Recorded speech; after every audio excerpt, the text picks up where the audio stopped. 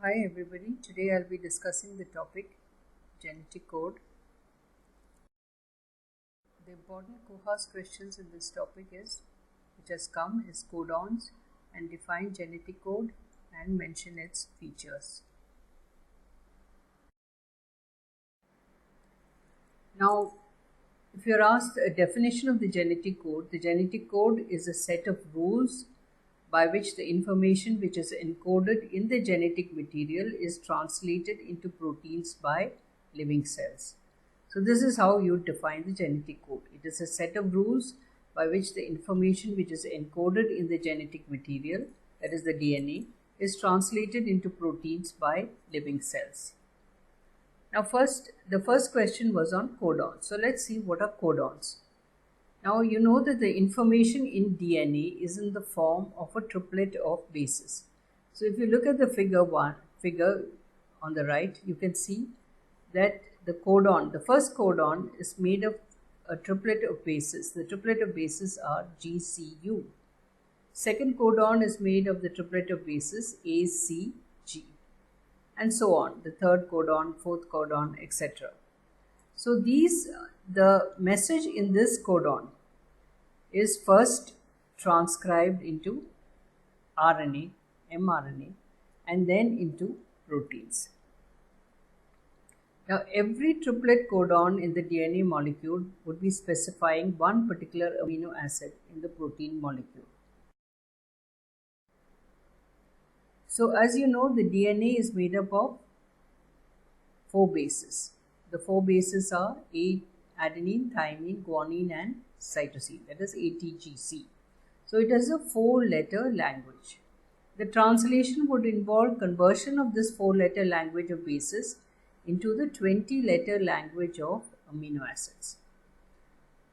Now, if you look at the figure here, you find that this is a DNA template. The DNA template proceeding from 3' is AAT, CCT, ATG, CTG, AAA.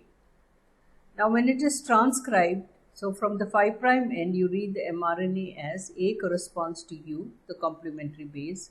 So it reads as UUA, GGA, UAC, GAC, and UUU. When it's further translated into the language of proteins or the language of amino acids, you'll find that the triplet of codon UUA, that is the first codon, will be specifying for leucine. Second codon GGA will be specifying for glycine. Third codon UAC will be specifying for tyrosine, and so on. So, a triplet codon is the one which is ideal. That is, the one with 3 bases is ideal because such a codon is sufficient to code for the 20 naturally occurring amino acids which are seen in the protein molecule. And the number of permutation codons which we can have from these 4 bases is 4 to the power of 3, that is 64 permutation and combinations are possible with this triplet of bases. So 64 codons are available, but there are only 20 amino acids, naturally occurring amino acids. So it is more than sufficient to code for these 20 amino acids. On the other hand, if it is a doublet code, then what do you see?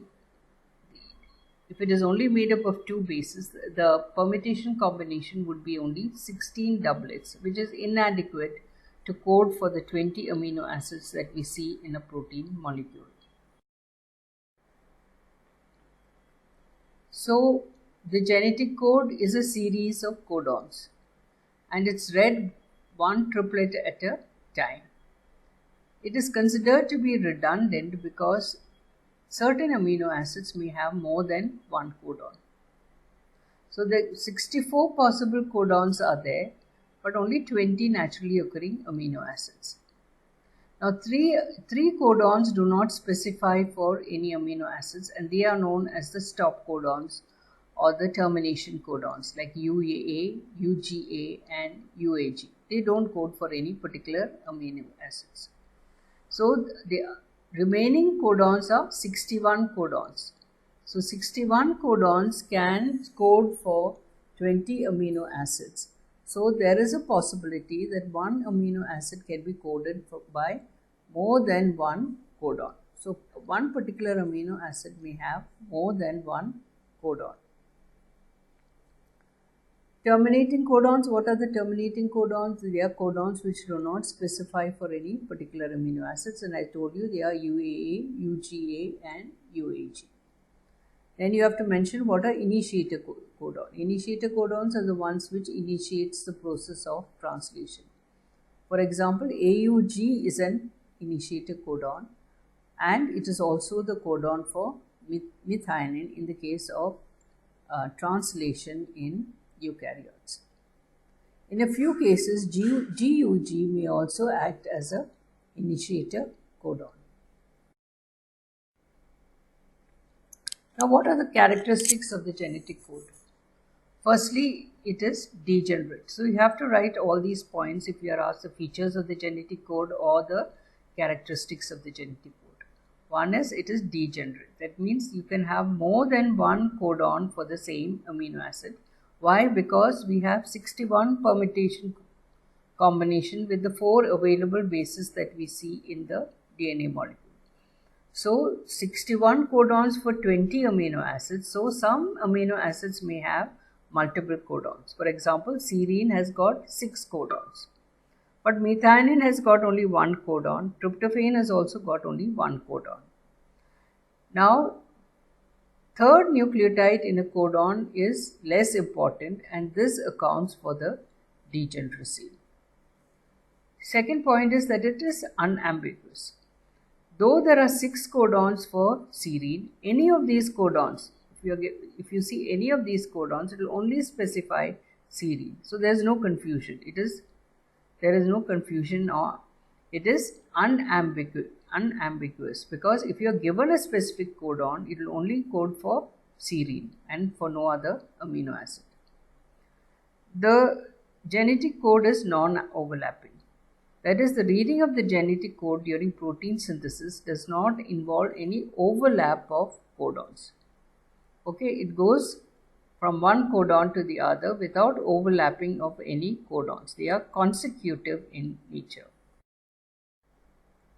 It is not punctuated. That is, once the reading is commenced at a specific codon, there is no full stop or commas. It is read continuously till you come to the termination codon or the stop codon. It is almost universal. Why almost universal? Because between species and among different tissues within a species, you find the same genetic code. But there are certain exceptions. For example, mitochondria has its own translation mechanisms where certain codons are read differently. For example, AUA codes for methionine instead of isoleucine, CUA codes for threonine instead of leucine, and UGA codes for tryptophan rather than the stop codon. AGA and AGG in the mitochondria serves as stop codon. Now, if you look at ciliated protozoa, we find that there is an alternate genetic code.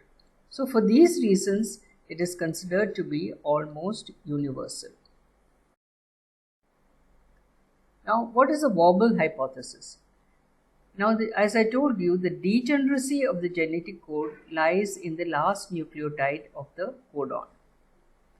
So, base priming between the last nucleotide and the corresponding nucleotide of the anticodon is not very stable. And this is the reason why we can have more than one codon for a specific amino acid. So, in this case, in the case of arginine, there are 2 codons, AGA and AGG. Both are recognized by the anticodon UCU. This is because there is a reduced stringency between the base pairing between the third nucleotide of a codon and the first nucleotide of the anticodon. So both these codons of arginine are able to bind to the same anticodon. Now, it is Francis Crick who proposed the wobble hypothesis in 1966. And this is to explain how one single tRNA molecule can bind to 3 different codons. That is, this tRNA molecule, for example, if it is bringing in arginine, it can bind to 2 different codons.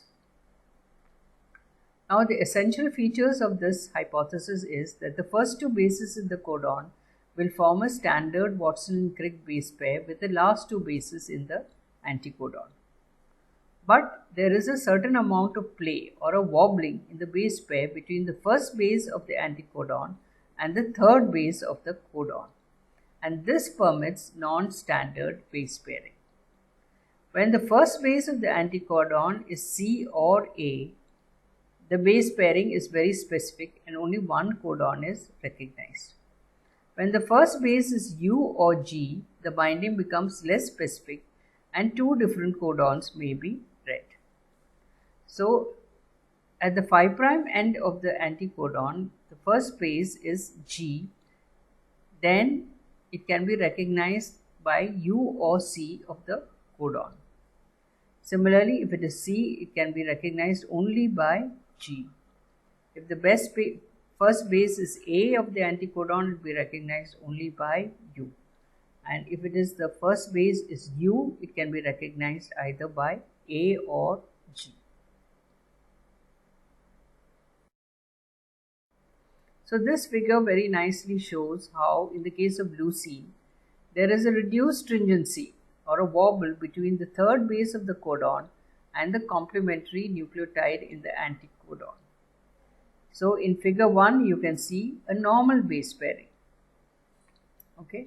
So from the 5' end of the mRNA molecule, the third base is C. It is normally base pairing with G, that is the first base of the anticodon from the 5' end. On the other side, we find that in the case of the mRNA, the third base from the 5' end is U.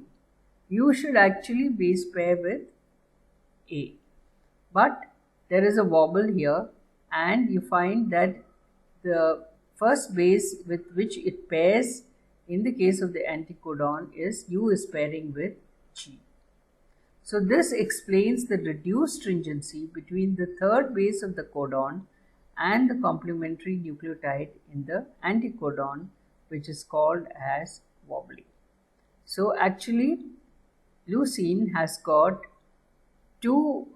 can be recognized by the anticodon GAG.